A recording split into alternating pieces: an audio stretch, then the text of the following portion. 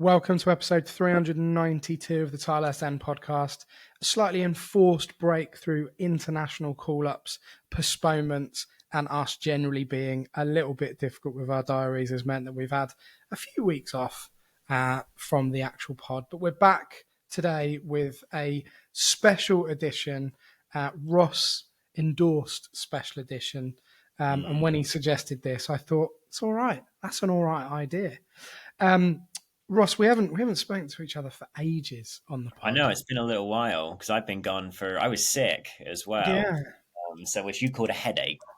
Thanks for that. But I was sick off from work, like not doing any of my normal football stuff. Oh, he's got a headache. He's got a headache. He's got a death migraine. Migraine, What have you been up to? What's been happening? What's the vibe? Lots of fun stuff. It's deep into fall here in America, so I'm enjoying watching the leaves fall from the trees. Nice. Everything's looking very orange. Just had our tournament this weekend with all of the youth teams, which is fantastic. So I think four or five wins for the different Portland teams over the tournament, which is awesome. That's the team I represent. So been a fun time. But I'm glad to be back. It has been ages. Although Sarah did a very good job when she did. Yeah, she did. It was good to have her on there, really, and talk about all the different bits that go on. It's always good to get a different perspective, I think, really. And she's really been at the forefront of what's been going on at this absolute trash heap of a football club. So it was nice to get a different perspective on it. And look, I'm a big fan of Sarah. We're big fans of Sarah in this pod, and hopefully you enjoyed Sarah stepping in for Ross in a kind of co-host vibe. It was a good, like you say, it's just good to have like the outside perspective of somebody else come and talk about the ownership stuff. And we got some very different perspectives with Sarah, but that's good. Like we need to hear from all different corners. And also I kind of feel like at the moment, like staying calm and staying positive and staying in communication with each other, just continuing to have these kinds of conversations is healthy. So as long as the fan base is united, it's all good with me. But yeah, well done, Sarah. Go back and listen to that one because I know there's been more ownership stuff since, but it's still well worth a listen to. Listen, the one thing Reading Football Club is it's never boring, and it moves consistently. And in the time that we did episode, losing my voice already, episode 391, we've had all sorts. We've got another period of exclusivity now.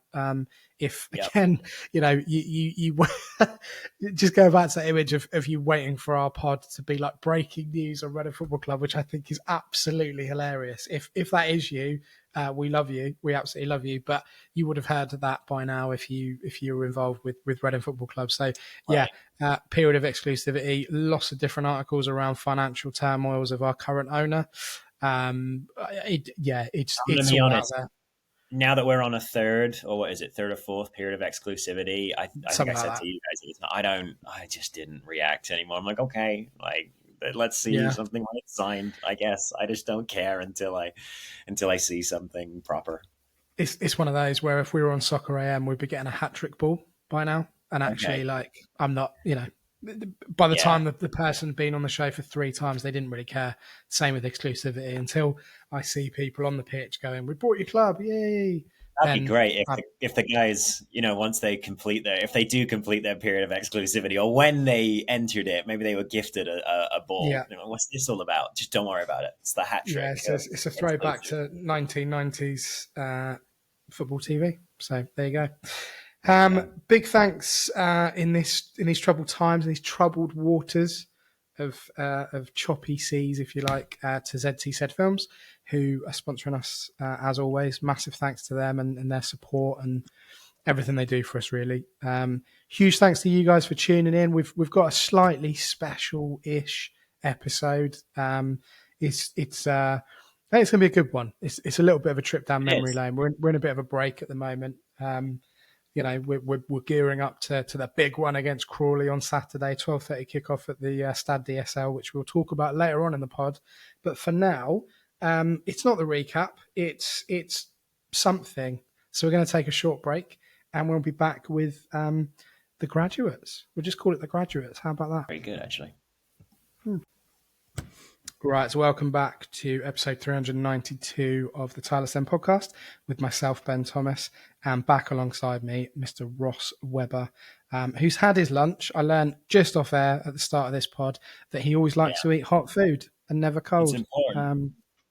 So... I just got a bit of a weird thing about cold food. It's not for me, really. I mean, I don't mind, like, a cheese plate, but if I can help it, I'm eating hot meals for all 3 meals of the day. Always hot. You wouldn't like sandwiches, which I love. So sandwiches are fine. A hot sandwich. A chicken sandwich in America and the UK are two very different things. That's true. Yeah, that is very true. Anyway, let's get into the meat of this. Yeah, let's talk about it. We've got a list. Ross kind of compiled a bit of a list of players that he thought would be good, and we'll kind of circle back to the ones that our listeners wanted us to talk about as well. Let's talk first about the most prominent graduate, if you like, the one who is really ripping the script up, and that's Michael Olise. And if you've been supporting Reading for, I don't know, a period of time, you would have seen Michael Olise, and he is held very, very highly in Reading folklore now, in terms of the performances that he put in, particularly during that COVID season. And then eventually moved on to Crystal Palace for, I don't know, I might have read it somewhere, but I think it was like 8 million or something. I don't know if it's been mentioned enough, but I think it was about 8 million ballpark. And he just, was fantastic at them, and is now a little club called Bayern Munich, who again, I think they got him pretty cheap for what he's actually capable of. Let's talk. Go on. No, I was going to say that's exactly right. Like that they might have got him a little bit cheap again. Like even considering. So yeah, we have to mention Michael Olise, and I don't know if we've mentioned yet. Just quickly, what we're doing here is we're going through some of the best and brightest academy prospects of the last, kind of the Dai Yongge era, almost like a lost era.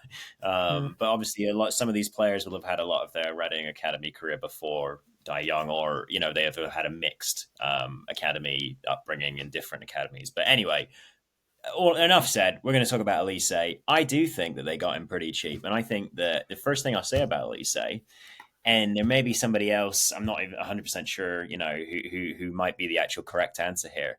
I don't think he's done at Bayern Munich in terms of where he's moving around. He's 22 years old.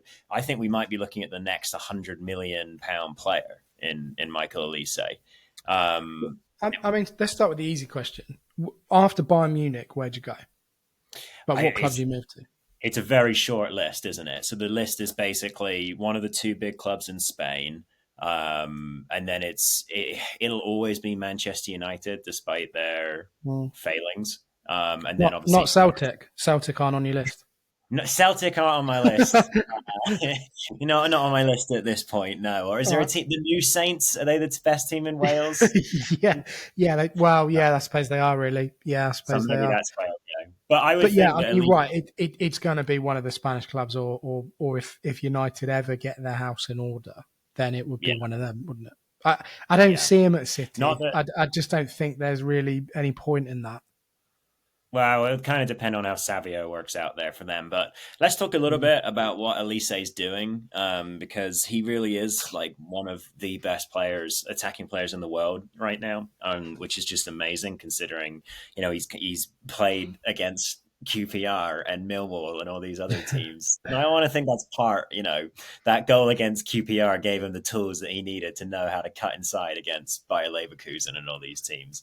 I mean, he had a year playing in empty stadiums. Do you know what I mean? That if that doesn't ground a player, then I don't know what will. But it's true. When you're flash like Olise and you don't get the roar of the crowd when you do something flash, that's got to be tough. But hey, no. So really good performance so far this year. He's on 2-2 in the Champions League. He's had 4-6 in the Bundesliga, and he's starting pretty much every game. So they're playing in like a 4-2-3-1 sort of thing, Bayern, most of the time. Olise is either, it kind of depends on who's available, but he's either playing on the right side of that 4-2-3-1, or recently Musiala has been injured and he's been playing in the middle in that sort of 10 role, kind of more similar to what we saw him do with Reading. But really, it's just quite interesting because obviously he was with us during the Pauno era, and that was the kind of setup during the Pauno era. Obviously, the way in which Vincent Kompany wants his team to play is very different, but at least, formationally, at least they setting up in a similar kind of spot. Going back and watching him recently, my favorite, I've just said he scored a bunch of goals this season, and he has. But my favorite thing he's done this season is not a goal, it's an assist. And it's worth picking out. I think it's the second goal they scored against Werder Bremen recently. And they won 5-1 or something like that. And Elise does done exactly what we saw him doing in Reading. He's just sort of danced through the most cluttered box and forest of legs I've ever seen on the side of the box, and just put the ball perfectly on the plate for Musiala. Just incredible dribbling, like the ability to put the ball in the air a little one way and then move it back the other way. All these things, just the level of skill. I think that's what sets Elise apart from all of the other players who have come through the Reading Academy, is that Reading's Academy has produced a lot of good players, but I don't know if you can coach the kind of skill that Elise has. It's just such a natural understanding of timing, right? And the laws of physics and all these kinds of things. So, yeah. I mean, incredible. if you think back to when he was, wearing probably one of the best Macron home shirts we've had in recent years. Okay. Aside from the 150th home one, in my opinion. Yeah. Is he up there for you in terms of Reading players that you've seen, put the shirt on, basically? Or is it a case of, I mean, people will probably spit out their Bovril when they're listening to this, but was he a little bit overhyped for us in terms of what he was working around? Nobody south of the Watford Gap spitting out Bovril. Don't worry, it's tea. It's hot and it's beef related, and I think I would fair. imagine you're a Bovril person, but I don't know. Oh, interesting. Okay, my mother's a Bovril person, but we'll park that one. Is Elise the best guy to ever come through while he was at Reading, or that's actually a really good question. Like, whether was he overhyped when he was with us? I think that we can see now. No, the ceiling was always, like what it is now and what we've seen. And it's worth remembering too, he basically ran things for France at the Olympics over the summer as well. There's some amazing goals in the qualification for that tournament too, that he helped score with the U23s. But I do think it's worth saying that he was very, very raw, when he played for us. You go back now, you compare how he was playing to how he's playing now for Bayern. It's on a different level. I think there's something happened, midway through his time at Crystal Palace, whereby either he got on with, whatever coach it was, whether that be Hodgson or Glasner, really well, and just progressed massively. And I think that by the time that the second half of the season came around, coincided nicely with Glasner's, little run of form that he had towards the end of the season, to make it look like Elise had to move at that point. Like, he was playing so well, the team were playing well because of him. But I think that there have been rumors about him leaving for like Chelsea or something like that, even the summer before. And I know That Chelsea would have been a disaster if he'd gone to Chelsea, I think. Complete disaster. Yeah, another great point, by the way, because it shows you how much like where you end up affects your development, and all these kinds of things. We saw for ages there was that little period of England.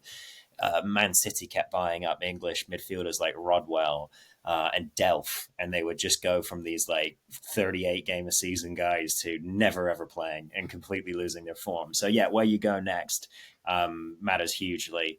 And so I think it's great that Elise did go to Palace and had that time to shine before he moved on, because if he had gone to Chelsea a season earlier, would he have had the same impact, or would he just be fighting for his place next to Madueke? Hard to know. So really good point. I think he's a great player, but he's benefited from the right kind of upward trajectory. I mean, that 2020 team, that Pauno team, first season, we were an all right side. Like, we had some good players, we had some good depth as well in terms of the way that Pauno wanted us to play. Yeah. And I was quite pleased when he went to Palace, because I thought, actually, he's not going for a trademark move straight away. He's actually looking to develop himself, and Palace at the time and still do really have some very solid players in that team. Eze, for example, I really like Eze as a player and as a person. the fella up front is incredibly good as well.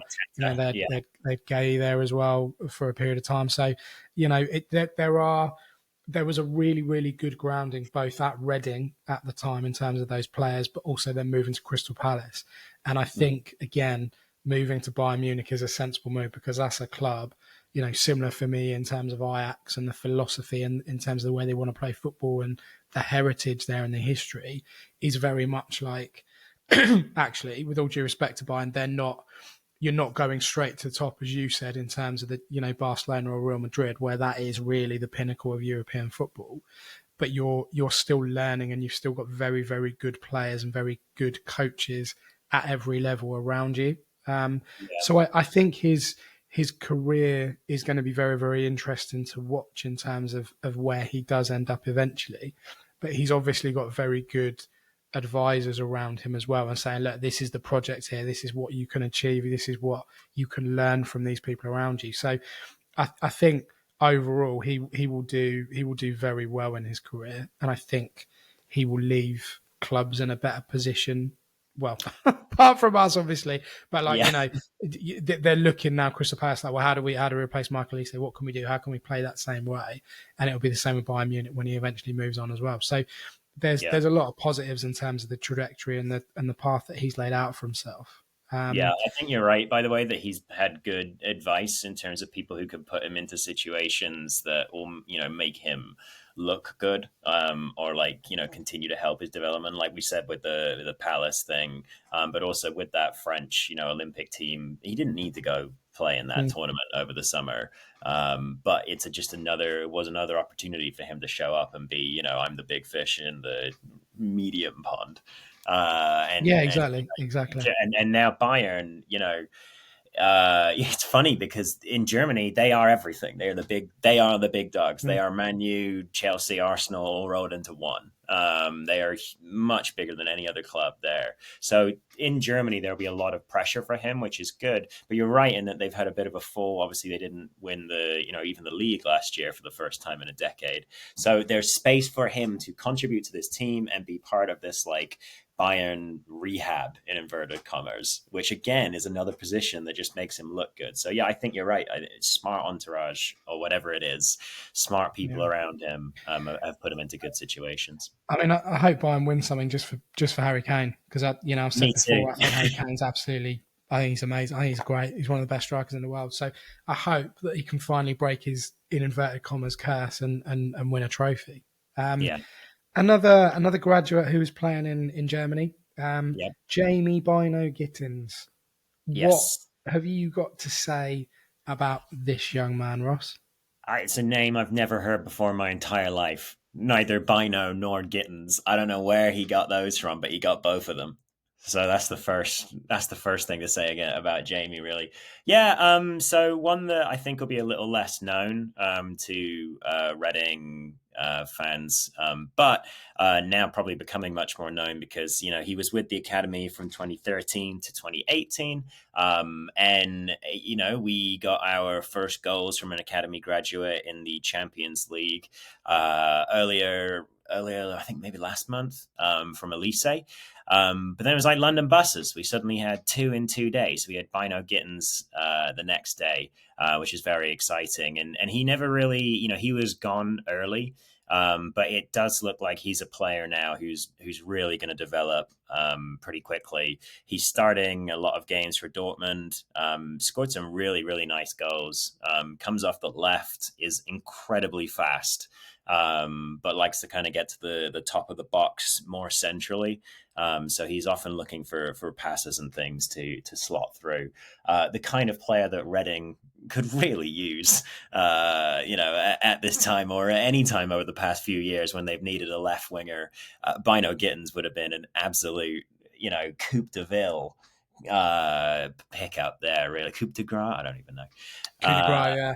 Coup de Gras, I mean, you're talking about, those names that you've never heard of before. How about this for a career path, if you like? More like a maze, really, this one. Yeah.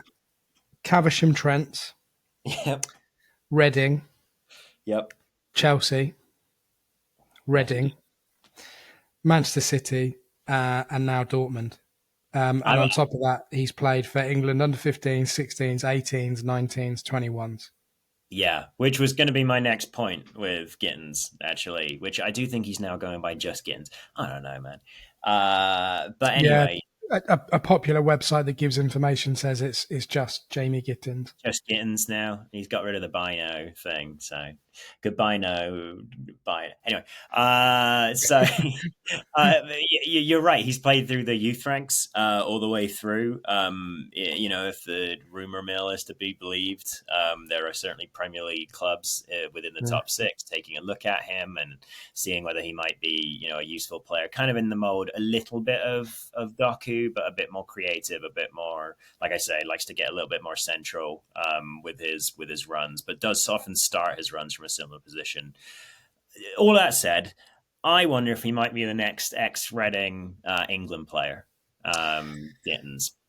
I mean, that's a pretty impressive international career, isn't it? Bearing in mind he's only been playing international football for 4 years. Right. 4 or 5 years. To play for every age group, weirdly skipped out under 17s for whatever reason. And he's been fairly consistent. Like he's had 10 games for England under 21s, and you look at trajectory of the players that have played in the under 21s and say he's not far away from making the step up to to full international football. I mean, just a very simple search would suggest that, regardless of Ross's insight, which is excellent, by the way, he's considered one of the top young players in the world. And so it's quite interesting, really, that, again, as you said, could be a potential ex-Reading player that ends up playing for England international. Yeah. That's a pretty impressive thing. And again, we talked a lot about Bayern Munich before with Michael Elise. Dortmund aren't exactly bottom of the barrel. You've still got to be. There needs to be something about. I mean, a very, very famous club, very vociferous support that they have. Oh yeah, I think he got on quite good, right? He got on through the Champions League run to the. It's so weird. I've already almost forgotten that Dortmund were in the Champions League final. Seems like a lifetime ago, doesn't it? It really does. Like, I can remember immediately that Real Madrid are the current European champions, because it's like that's like switching on a light bulb. You're like, oh yeah, that seems about right. But yeah, no, I just completely forgot that he did run with Dortmund through. I think he came on in the final. I'm not sure. And I guess last thing with him on England is that, hey, Thomas Tuchel's just been announced, hasn't he, as the new England boss. So that's a man who understands the value of playing in Dortmund. He understands the kinds of players that system produces. Came from the same Mainz background as Don't care. Next question. Don't care. But again, they never worked together at Dortmund, so not quite the same thing. Not they've got a pre-existing relationship, but in theory, I think his potential, new manager at England level would have uses for him, or would know how to use that kind of player. All jokes aside, and sidestepping back into England a minute, I think that's a great appointment. I really do. Yeah. I like Tuchel a lot, actually, and I think one of the things that you can say about him is that he does like English players. I think there was some stat about him having fielded the most English players in Europe since Alex Ferguson, or something along those lines. Anyway, I'm not entirely sure of it, but I kind of briefly read something along those lines. But I think he will be excellent, and I think he's kind of what England need right now in terms of actually being able to move on. So yeah, whether or not Gittins is involved in that, I don't know. He did come on, you're right, as a late substitute in that final at Wembley, and when was it? June? God, June. Was it really June? It feels like a lifetime ago. Yeah, it feels like forever ago, even though it was only a few months. But hey, football, the world moves fast in football. Yeah, it does. But he's an exciting player, and he's incredibly quick. If you watch clips on him on wherever, you can get him. Very, very good player. And again, it's one of those where he hasn't, he's kind of, we never really knew him at Reading, if that makes sense. And it's one of those, he used to play for Reading. So there's a few of those players that cropped up in the Euros as well that went, oh yeah, like he was in the academy and he was a graduate or whatever, but never kind of made the first team. Yeah. I Yeah. mean, another player that's playing on the continent, which I didn't know until we started researching for this pod, was or is Gabe Osho. Yeah. Was at Luton for a period of time. Has swapped Luton for Auxerre. I don't know demographically and aesthetically if there are any similarities between Luton and Auxerre. I don't know. I mean, Luton is a dreadful place, an absolutely appalling place. So I would imagine that Auxerre is quite nice in comparison. Yeah. But he is playing in the top league in France. What Yeah. can you tell us about Gabe Osho? I liked him as a player. I thought he was all right. I thought he was good. He seemed like a nice lad, and seemed like a good family too. From all rumors and various bits and bobs that you hear around the horn, the Reading horn, as it were. But yeah, no, I think he's just matured nicely into a solid, center back who can play in a top tier if he absolutely, and clearly he has the drive to do that, given that he's left Luton, as they've gone down and instead gone on over to France to continue playing, which is great, by the way. You're seeing that more and more from players, rather than just staying in England like they always used to do, going over to different countries in Europe to find opportunities. So yeah, really good to see. Obviously, last year he had some notable moments in the Premier League as well. I think the most notable would be I think he had a header that he scored against Arsenal in a home late loss to them. Maybe I'm not 100% sure, but again, just like another player that I think with the others, Elise and Gittins were always going to move on from Reading. They were so skilled that they were going to be poached by bigger clubs. But with defenders who are a little less flashy, I think that you get a bit more of a grace period. And Osho would be one where I don't know if we just misjudged him or he didn't get the development sort of curve up that we wanted from him, or it didn't work out with whichever coaches, at the time. Just one that I think we missed out on more through incorrect assessment. I'm not really sure. A combination of factors, rather than him not being a good player, because clearly there was a good player in there, and he was able to go on and rehabilitate his career pretty quickly after leaving us. So yeah, just good to see more players from the Reading Academy, and it's happening more frequently. Able to play this sort of modern football that can keep you in a top tier now. So yeah, good to see Osho, continuing to play in a top league and getting out of England, I guess, from Winnersh to Auxerre.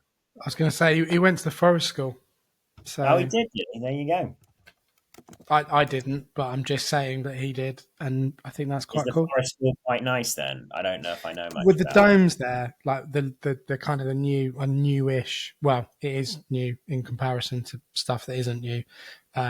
Is there? So they do a lot of training and development squad there. So facilities are good. Facilities are good. Okay. But yeah, he he went there. So Ben's revealing to the audience here that I'm really, really bad with actual Reading.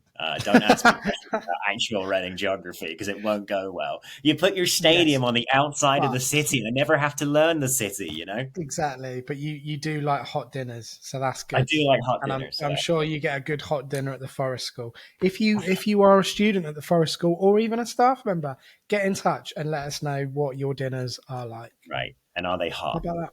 Are they hot? Exactly. Yeah. Danny Loader, Ross. What a player he was, hey? What a goal against Middlesbrough. What a goal against Middlesbrough. 20 starts. Or 20 appearances. Yeah. Danny Loader, FC Porto, number 19, forward. What can you say about... Sorry, I'm cutting you off, but the first thing that's all right.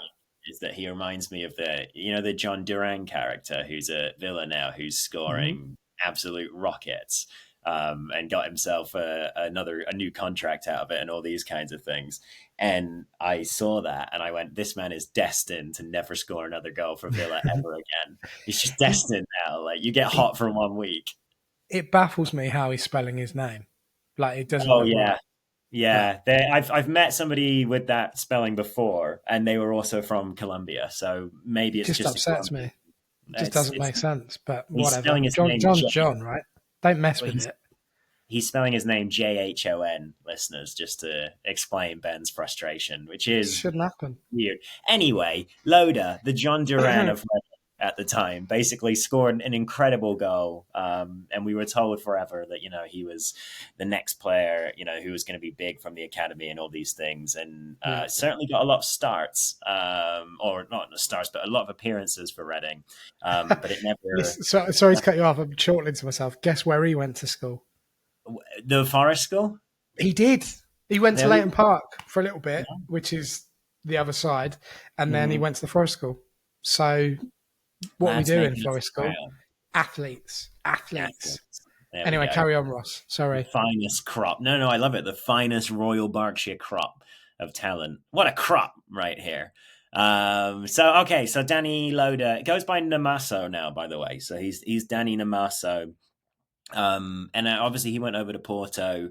I don't know if he had expected to go straight into the main team or whatever, but ended up playing with the B team like they do over there in Iberia. Yeah, the B teams, all that kind of fun stuff. And did that for a while. It didn't seem like it was necessarily going to work out from him. I think there were times when he was close to maybe moving on. But it does now appear to be coming somewhat good for him. He's played a decent amount of minutes and started games so far this year. I do think that might have been partly down to an injury to Porto's starting striker, but yeah, he's playing at the top of a 4-2-3-1. He's getting some starts. He's not getting a ton of goals this year, but he is coming on, in the last month as a sub pretty much consistently. He was on in the recent game, the 3-3 with Manchester United, giving Harry Maguire all kinds of problems. So yeah, it's good to see. I think it's good to see he's 24 and Elise's only 22, but felt like, Loda's been around for absolutely forever. And he's been gone forever too. And it wasn't really going to work out for him, but he is now, seems to be turning it around, and he's still only 24. So maybe, he was pretty prolific for Porto B. He scored probably 1 in 3. One goal every 3 games is all right. This one, looking at his stats now, and I won't reveal the website. I do that because I like to appear knowledgeable, and like I know that I just see things. Yeah, they're just stats there, right? But like he's had 42 appearances. He scored 6 goals. What's that? 1 in 7. Yeah, that's not great, is it? It's not ideal for a striker. The thing that Wikipedia doesn't tell you, I don't know if it is. I'm not on Wikipedia, thanks. I wasn't sure if you were, but the thing that you always got to look at the minutes, because they'll pop up. Oh, he's had 40 appearances over which he's had 3 minutes ago. Yeah, exactly. So it's always whether he's had more touches than minutes would often be the thing, and no would be the answer most of the time. But hey, yeah, so good to see him actually getting some game time now with Porto. We'll see what happens, but yeah, been gone a long time and still with the same club all the time, so someone in the organization must really like him. If he's been around with this many managers. And he signed a new contract as well till 2028. There you go. Yeah. Must be useful player. Must be. Final one we wanted to focus on, really a little bit close to home. Well, very much close to home. Liam Kelly. Interesting player, Liam Kelly. Was very much in the thick of it, physically and metaphorically, with Jaap Stam. Both in terms of his position, but also the way he was talked about in the media and the fan base, and Jaap Stam himself, really. So much so that he ended up going to Holland with Jaap Stam eventually to Feyenoord, which would probably go down as one of the most bizarre transfers in recent times. I mean, only Liam Kelly knew why that was a good idea, and his agent, I don't know. But anyway, he has been back for a little while in this country, recently at Crawley. Again, another dreadful place, and we'll talk about that later on. But is now at Milton Keynes Dons. Okay. I mean, dropping down a league. That's how badly he wanted to get out of Crawley. He wanted Wait, to drop hang down a on. league. Do you want to take a pop at Milton Keynes as well while you're here, or how's Milton? The place or the team, two very different Oh, things. those are two very different. You can always take a pop at MK Dons, but I don't know Um, much. It's yeah, all right. the club shouldn't exist. Really, it shouldn't exist. But the facilities are fantastic. Milton Keynes is a functional place. It's like that there's things to Like do in neighbours. Milton Keynes, but you wouldn't necessarily. I don't know. I wouldn't move there if that Okay. makes sense. Is it But as there's some cool functional? stuff there. Is it as functional as the town that Liam Kelly is from, Basingstoke? I mean, is anything more functional than Basingstoke? Basingstoke's a very functional town. You need something, that's where you go if You you're from. do, yeah. It's amazing Stoke, as I like to call it. Exactly. So Exactly. yeah, look, I mean, Liam Kelly is he's matured. He looks like he's matured. He looks like he's grown a bit physically in terms of bulk and the way that he presents himself. Was he one of the players that we probably should have got a bit more out of, that maybe should have kept for another couple of years maybe, or was it time that he moved to Feyenoord It feels like, randomly? yeah, it's such a random move still. Yeah, it feels like a transfers that happened. If you guys know that Twitter page, excellent Twitter page, it's just called Transfers That Happened. And it's full of very weird little transfers like that.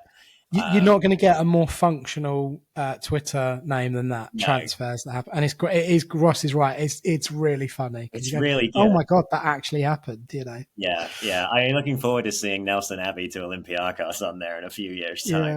Yeah. Or But Good Johnson to Barcelona. Random. all yeah, weird stuff. Yeah. Should we have gotten more out of him? Well, it's really hard to remember a time like this. But from what I can recall, this was when we got rid of Liam Kelly. This was kind of at the time when Reading had such a big squad and they desperately needed to cut it down. So we've gone this blinking club in the last 5 years has gone And from having a bloated squad to the point where we were regularly yeah. shutting people out of training and having to discuss whether that was a good idea. No, to the point now where we do not have a full professional squad. We have half an academy squad playing with a half of a professional squad. So difficult to remember that time now. And I also wonder, knowing what we know about how football finance guys think, not that anybody thinks about football finance at Reading, but given the way that those kind of guys think, I wonder if Liam Kelly being sold was decent money for the club and pure profit, because academy players, it's not like, okay, I brought this guy in for 4 million and now I'm going to sell him for 6 million, so my amortization, blah blah blah, who cares? It's more of a case of I'm just going to sell this player and I get however many million back. 8 million if you're Michael Elise, perhaps, maybe. Probably not the same amount, though, for Liam Kelly from Feyenoord in No. 2019, obviously. I think the reason I wanted to bring up Liam Kelly, because he was one that came up, I think we'll just briefly touch in the mailbag on a bunch of players that the fans mentioned. And Liam Kelly's just one that has managed to sort of reintegrate himself in the EFL. He is now down in League Two. But I think it's just I just like it when a player is able to find another good situation and latch on to playing in the professional leagues, rather than falling down, as so many do, and so many do for different reasons. Someone wanted to suggest Josh Barrett, for instance, for this. He's a great example of a player who I think had some good skill, but has just for whatever reason fallen down the divisions and just hasn't quite worked out for them. And it's something that I think about a lot from a coaching perspective. And I love all my tactics and stuff, but you try not to get too bogged down into it and you've got to remember the psychological side of it. And I think that comes down to it so much for a lot of players. So to have the work rate and the determination to get back into, the EFL and continue playing, I just think it's been quite impressive from Liam Kelly. He's played a lot of football in the last 4 years. He went off to Feyenoord. didn't get really much of anything there. But he's come back and he's played an awful lot of football. So, yeah, good for him. Basically, is I what I mean, wanted to. randomly, he went on loan from Feyenoord to Oxford, which again is that's just like, I can't go back to Reading, but can you get me close to Reading, basically, in Yeah, terms of it getting is somewhere. very much that, isn't it? Yeah, So he's like, I want to he get. went there, and then I he don't want to play joined. Who did he join? Rochdale. Rochdale. Yeah, Rochdale. He had like 60 something appearances there. Then went on to Crawley. Did all right there, and then obviously was desperate to get out of Crawley, so he dropped down a league to Milton Keynes. So I don't know if I Yeah, said that, but the right. Crawley fans will be listening to this game. Let's listen to these two idiots before our game at the weekend, and you've got me just going, Crawley's Oh yeah, dreadful, Luton's dreadful, like all these places are dreadful. They'll be like, stick it up on the dressing room, lads. Let's yeah, do this yeah. Blake in, because he's just mugging us off. Right, right. That's not the intention. It was just accidental. But I'd hate Crawley as a place. Awful. So that's the kind of the five graduates that we've gone through. Okay, I'll take Michael Elise out. Right. Yeah. Who out of those four? So Jamie Gittins, Liam Kelly, Danny Namoso, and Gabe Osho. Who would you desperately love? And I took Michael Elise out because it's not realistic. In fact, none of them are realistic, to be No, honest. But yeah. out of those four, who would you want to have back at Bearwood tomorrow? Oh, can I add a sixth person or another person? I guess Gittins, because he's super, super fast, and we could do with like a left mid, and then as we've said, Kelvin being competition for Sam Smith could be good for the team. But yeah, I'd want Gittins just because that's the kind of exciting player to watch. If you're not getting Elise, one of the best attackers in Europe, then yeah, sure, I take Gittins off this list. My actual answer for a player that I think could have stayed with us now, if we look at his career and ours versus, what was going on at the time. My answer to this is Omar Richards. He's now Great at Rio player. Ave. Great player. And a player who could really thrive in this Ruben Sellers team, I think, as the fullbacks get a lot of license to move up and down the pitch and move inside and outside and do whatever the situation calls for in the Sellers system. So, Definitely. Omar Richards is my actual answer to that question of who I'd like to come back. I Yeah, don't know. I don't know. I mean, we desperately need a striker. Yeah. I don't know. I don't know. We don't need one that's scoring 1 in 7, though, do we? So we need one who No, scores we don't. yeah. We play Middlesbrough every week. Well, yeah, exactly. It's a good question that I've asked you that now you'll bounce back to me. Yeah. I don't know. I'll give it some thought. By the end of the pod, I will have thought about it. All right. Your We're answer's gonna, tech. yeah, we're gonna dive into the mailbag. Well, it's kind of like a mailbag. Ross put a tweet up about academy graduates which we can kind of gloss over a bit, but there's some good stuff in there. So we're going to go to that now, and then we'll do a preview of the weekend's game. So go and grab a drink, and we'll be back in a jiffy. Alrighty, welcome back to the mailbag section, listeners' corner, the social sofa, whatever you want to call it. So Ross asked about academy prospects you thought was going to be a superstar. Our beloved Ryan Jeffrey says Liam Kelly was convinced he was the next Iniesta. Well, you're an idiot. I mean, there's no way he was ever going to be the next Iniesta. Is anyone the next Iniesta? I don't think Iniesta's even Iniesta, is he? Nobody's had Iniesta's ball control or strange shaped head since Iniesta.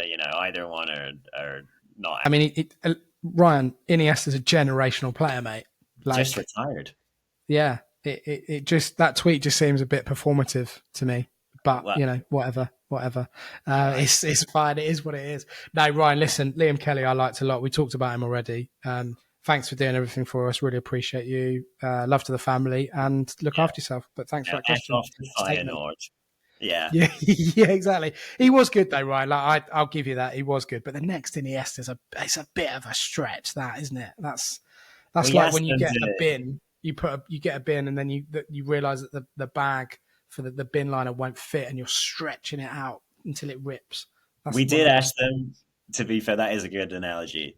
We did ask them, to be fair, to give us Reading players who they think were going to be superstars. So we have essentially asked for needle. We've asked for a needle in a hay barn, really. True.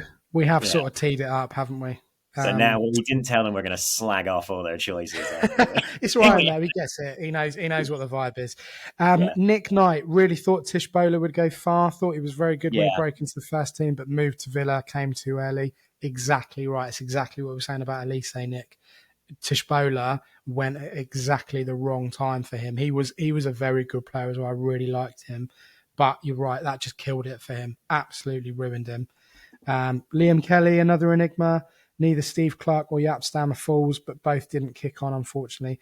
Yeah, I mean, I think Tish Bowler was one who probably could have done with staying for that season, just to ground himself. But the thing to Villa was that was just nonsense, absolute nonsense, really. Yeah. So yeah, it's one of those, really. Player to see. He's a good one for if you're just like trolling for weird games during the international break, because he still plays for Congo. So yeah, Does he? That's a huge football country, by the way. Something Yeah. that I've learned from moving to America. There's a lot of Congolese people. I know there's two Congo countries, but yeah, there's a lot of Congolese people from both Congos over here in Maine, and a large contingent of our like adult playing groups are Congolese, and they are fantastic footballers. Really, really passionate about the game too. So yeah, just kind of cool. I didn't know he was playing for Congo. Yeah, no, I've caught him in a few African, World Cup qualifiers and things like that. So, yeah, can still find him every now and again. AFC McLaren. I hope that's not like an Arsenal thing. I think, well, yeah. I don't know. Anyway, Loader seemed promising, but was quite underwhelming when he was given first team opportunities. Omar Richards and Liam Kelly, two amazing players that barely played when they left for bigger teams. Again, really good point. Obita, in my opinion, could have been a mid-table Premier League starter if it wasn't for injuries. I mean, Obita's he was great. I can't remember, but I think he pretty much gets into my lifetime Reading squad. I don't know about first team, but he definitely is in there. He's from that really nice guy as well, Jordan Obita. Really nice guy. He's from that great era of like ball striking fullbacks who would. I know Pedro Porro's desperately trying to keep that era alive, but just like when he showed up on the edge of the box, he could absolutely rattle it. Yeah, that Fulham playoff semi-final, did the first leg at their place. I mean, I haven't celebrated a goal like that for a long time. That was a great day, and he was a very, very good player. What else we got? Tom Sheeran, Elise. There were some good ones, but never. Elise only. There were some good ones, but never that potential. I think Nelson Abbey could be a world beater in the next few years as long as he times his moves correctly. Again, it's a good point, Tom. Like we talked about moves, like it's really about actually what move you get and when, and kind of where you fit into that team. So, good point about Nelson Abbey. I mean, again, I was a huge Nelson Abbey fan. I thought he was great and still is. I think he's a great player. Kev Townsend. Just quickly on Nelson Abbey, because this time last year, he was like the most incredible thing in a Reading shirt. And he was really the guy that we were the most excited about. I think he's riding the bench for Swansea at the moment, so it's certainly. I mean, obviously, he's still above us in terms of the hierarchy of things in football, but it hasn't quite worked out the way that we might have thought it would so far. But hey, you never know what's going to happen as time goes on. He's still incredibly young. That is a good player. Very good player. Kev Townsend has to be Michael Elise. I think could be subject to one of the biggest transfer fees of all time when buy and sell him on. There's one I can't mention next, unfortunately. GMAC, our academy, is the superstar. Not seeing these names mentioned as sure would be a superstar, but these four alone, of the top of my head, have accumulated 1,500 professional appearances. Ready for these? This is a great tweet. Jake Cooper, Michael Hector, Ben Hamer, and Dom Hyam. 1,500 appearances. Jake Cooper was a good player. Great, yeah. Those are some really good shots. Michael Hector too, consistently played. I know he's kind of I don't know if he's playing with the club right now, but yeah, he's played for some decent sides and been part of some good squads through his career. But again, that move to Chelsea was just so random, wasn't it? Like, but we Yeah, got him back as well. Like he never actually got there until 6 months later, and it's like, well, how does that work? What same is thing the we point? tried to do Like you with Tom just Hunt. it's a typical Jose Mourinho thing of just stockpiling players again. Mm. Weird. That's true. Tom Very different. Harrow Smith and Nicholas Bignell seemed absolutely rapid, strong player. Nicholas Bignell, very very aggressive as a forward player. He was big and I all, don't was know. he? Yeah, he was. Yeah, I don't know if he ever really featured for the first team a lot. I'd have to check. I can't remember seeing a lot of games with Nicholas Bignell Okay. playing. Are I have to be you honest. checking now? Are you checking? Yeah, no, I'm quite happy that you mentioned his first name. To be honest, because I do not remember Nicholas You don't Bignell. remember him? No, I don't. Mid noughties, mate. Okay. I'm this is God, guys. I'm sorry. I must be plastic. I'm looking at this now. Yeah, you're right. Reading, 2008 to 2014. Born in Reading. Yeah, no, I don't remember him super well. He's one of the few on this list we've done today who's older than me, Yeah. significantly older than me. So, yeah, that might be why I don't remember him. Weirdly enough, I met him. I used to live. I mean, people that live in Reading might know this, right? But I used to live on Connaught Road, which is off Oxford Road, and Connaught Road is the one with the hill that's like like that, like 90-degree hill, like it's absolutely savage. And people that grew up in Reading used to do their driving tests on Connaught Road because the hill is literally disgraceful. It would Yeah. ruin your clutch if you had an old car. And I was just moving stuff into the house one day. I think it was shopping or something, and he just walked down the road, and I was like, "Are you Nicholas Bignell?" And he went, "Yeah." And I was like, "Oh, like I remember you." And he was, I don't know if he was playing. He might have been playing for Basingstoke Town. I can't remember. But he was like, "Yeah, it just didn't work out, and now I'm playing like non-league football." And I was like, "That's mental, isn't it?" Like, when you think about it, like Yeah, how you're playing quickly. for my club, for a professional football club, and then you're like, it just didn't work out, so I just play non-league. Like, Yeah. crazy. No, it's wild how little. Yeah, there's obviously a big difference quality wise from all of the leagues through, but just still how you can be a really great footballer and just for whatever reason it doesn't work out. Yeah, it's Yeah. so hard to make it in this sport. Danny Morgan, after a beta one player of the season for us, I genuinely thought he'd get an England cap. Yeah, I mean, again, it's not a bad shout, really.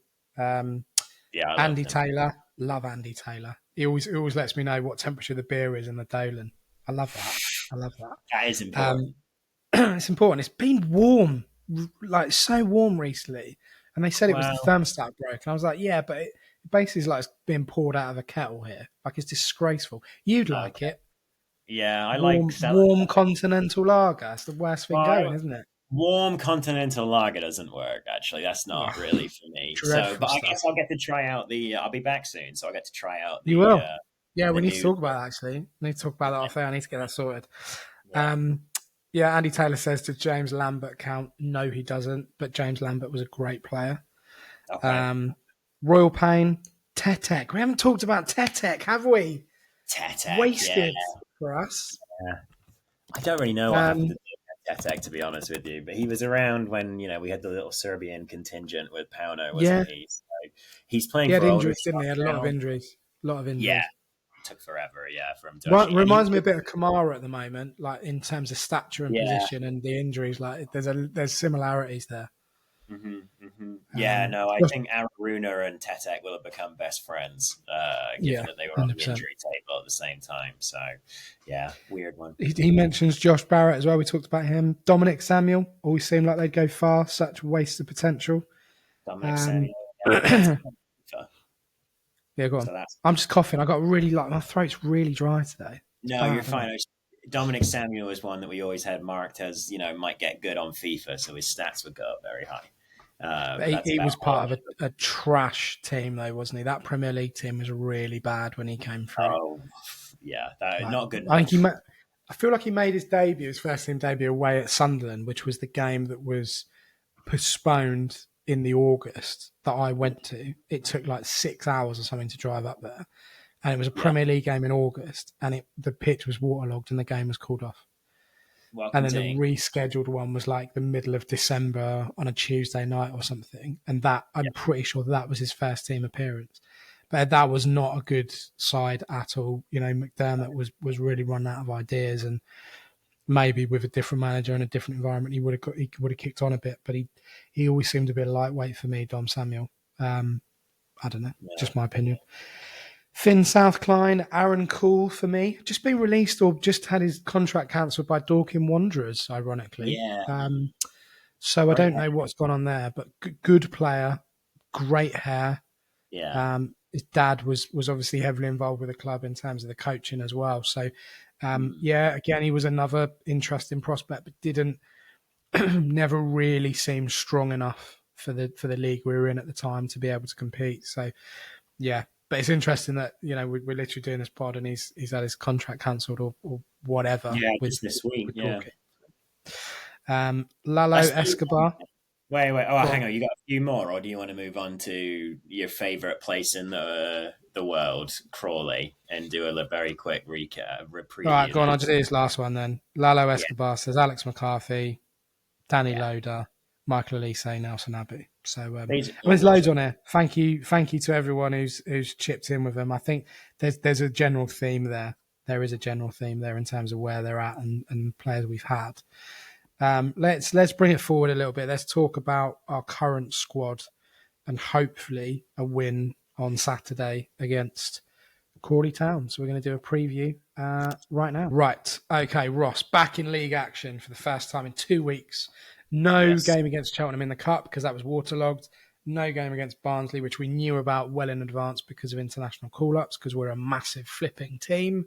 Huge. But we are back with another 12:30 kickoff against Crawley Town at the Stade DSL. Tickets are still available. I don't know why I always say that, because statistically this season, compared to our actual capacity and what we've actually got through the door, we're running at 50% at the moment in terms of actually utilising those seats across the board, which is absolutely tragic, but not surprising given the cost of match-to-match tickets, but also the way the club is currently run, which we can't be bothered to talk about today because we are sick of it.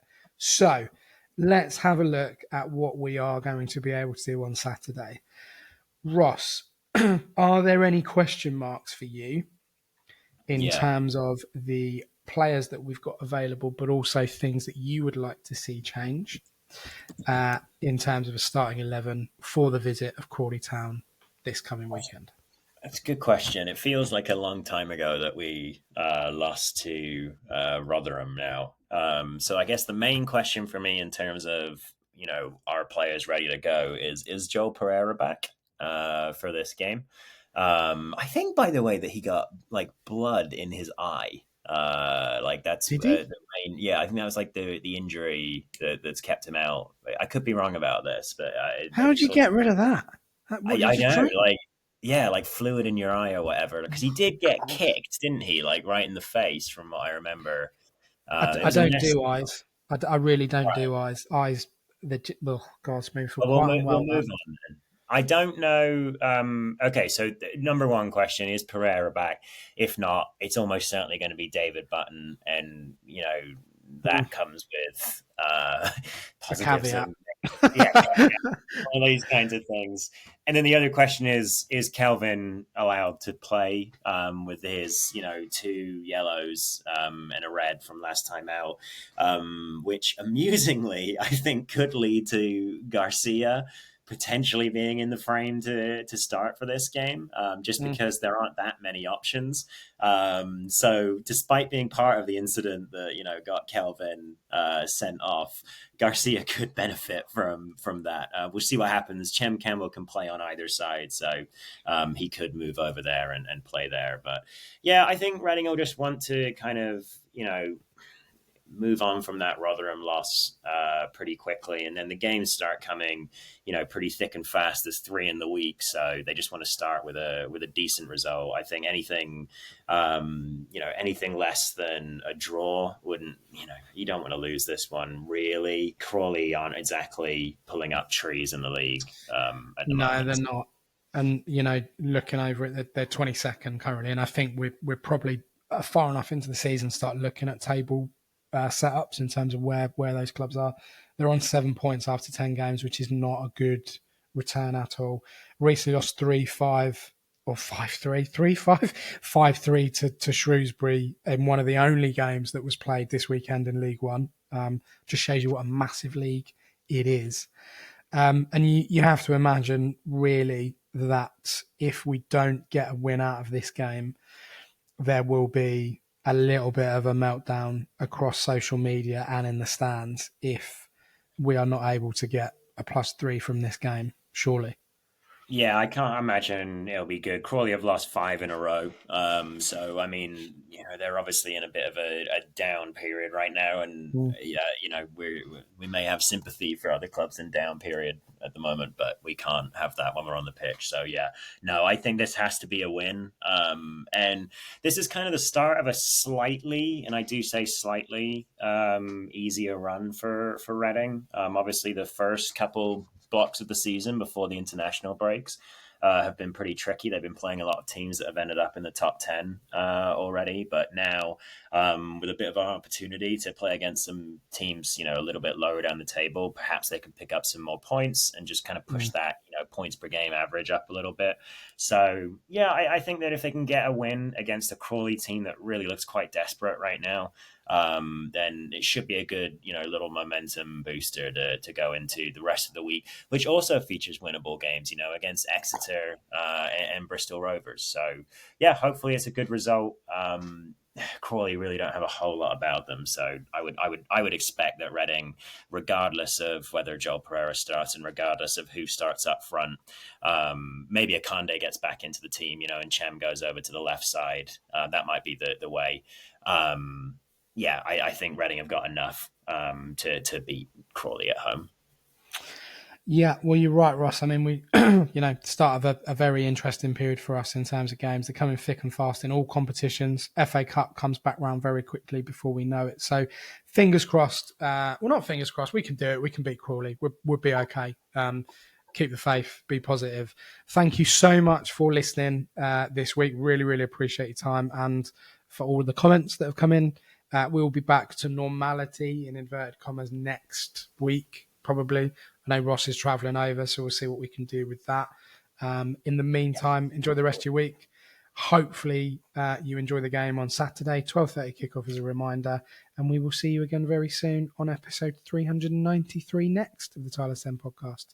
Look after yourselves, take care, and come on you Ars.